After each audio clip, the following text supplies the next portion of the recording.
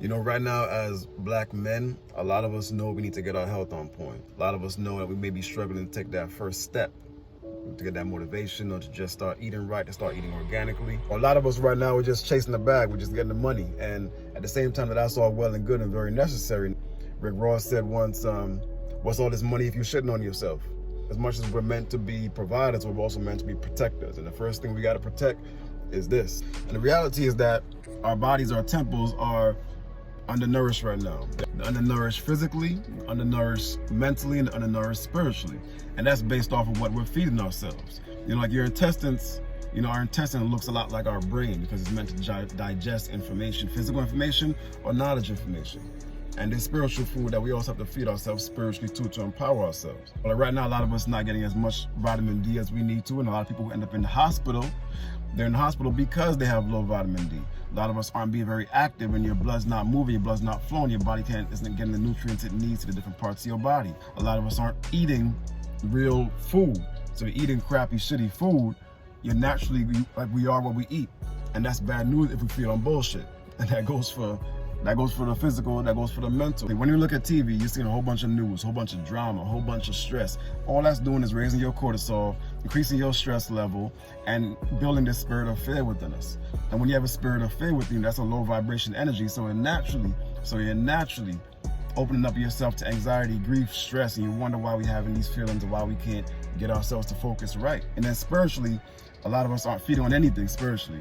You're not reading anything, you're not watching anything. So if you're not doing that, you know, that's why you see this broken spiritual connect. We don't have a close spiritual connection to the Creator, to the ancestors, to those that came before. Therefore, we can't have a real spiritual connection to each other. You know, in the book, How to Eat to Live, the Most Honorable Elijah Muhammad said that in order to be successful in the spiritual life, we have to have guidance for our physical life. And this comes to us through the laws, regulations, and rules for our physical life.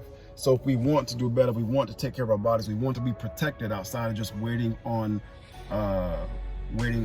solutions, outside solutions from those who may not have our best interests in mind long term, we have to take steps to actually power and protect this. Like one of my favorite scriptures says, put on the full armor of God so that when the day of evil comes, you'll be able to stand your ground knowing you've done all to stand.